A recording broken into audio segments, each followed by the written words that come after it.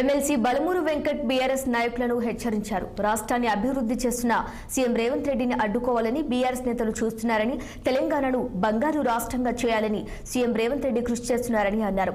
కేసీఆర్ కేవలం కల్వకుట్ల కుటుంబం కోసం పనిచేశాడని, ప్రతిపక్ష పార్టీలు అభివృద్ధిని స్వాగతించాల్సింది పోయి అభివృద్ధిని ఉద్దేశపూర్వకంగా అడ్డుకొని రాజకీయం చేస్తున్నారని అన్నారు. హైదరాబాద్ అభివృద్ధి కోసం సీఎం రేవంత్ రెడ్డి 10,000 కోట్లు కేటాయించాడని, హైదరాబాద్ ను అభివృద్ధి చేసి జీహెచ్ఎంసీ పరిధిని పెంచాలని, 51 గ్రామాలను విలీనం చేస్తున్నాడని, ల్యాండ్ వాల్యూ పెరిగి అభివృద్ధి జరుగుతుందని సీఎం రేవంత్ రెడ్డి భావిస్తున్నాడని అన్నారు.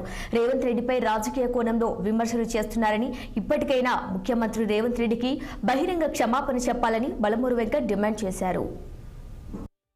రేవంత్ రెడ్డి గారు హైదరాబాద్ ని డెవలప్ చేయాలి, హైదరాబాద్ జిహెచ్ఎంసీ పరిధిని పెంచాలనే ఉద్దేశంతో 51 గ్రామాలను ఏదైతే జిహెచ్ఎంసీ పరిధిలో కలిపి ఆ గ్రామస్తులకు ఏదైతే ల్యాండ్ వాల్యూ కానీ ఆ సంబంధించిన డెవలప్మెంట్ పెద్ద ఎత్తున జరిగితే అభివృద్ధి జరిగితే రేపు తెలంగాణ రాష్ట్రానికి కూడా రెవెన్యూ పెరుగుతున్న ఉద్దేశంతో డెవలప్మెంట్ జరగాలని చెప్పని పెద్ద ఎత్తున హైదరాబాద్కి సుమారు 10,000 కోట్ల నిధులను కూడా కేటాయించి ఏదైతే తెలంగాణ రాష్ట్ర అభివృద్ధి కోసం కృషి చేస్తుంటే, ప్రతిపక్ష పార్టీగా ఏదైతే ప్రభుత్వం మంచి పనులు చేస్తే స్వాగతించాల్సిన బాధ్యత దానిపైన ఉంటుంది. కానీ దాంట్లో కూడా రాజకీయ విమర్శలు చేసి ఉద్దేశపూర్వకంగా ఏదైతే డెవలప్మెంట్ అడ్డుకొని ఏదైతే రాజకీయం చేయాలని చెప్పని ఇష్టం వచ్చినట్టు నోటికొచ్చినట్టు బీఆర్ఎస్ పార్టీ నాయకులు మాట్లాడుతారు. ఆ 51 గ్రామాల ప్రజలకు కూడా రేపు పొద్దున వారి డెవలప్మెంట్ కానీ వాటన్నిటి కూడా వారు కూడా ఏదైతే సంబంధించి వారు కూడా ఉపయోగపడే ఒక అంశం ఇది. వారిని పక్కన పెట్టి ఉద్దేశపూర్వకంగా దీన్ని రాజకీయ కోణంలో తీసుకొని వచ్చి డెవలప్మెంట్ కి వ్యతిరేకంగా బీఆర్ఎస్ పార్టీ అనే ఒక ఉద్దేశంతో ఆ రకమైన ఒక నినాదంతో బీఆర్ఎస్ పార్టీ నాయకులు మాట్లాడుతున్నారు.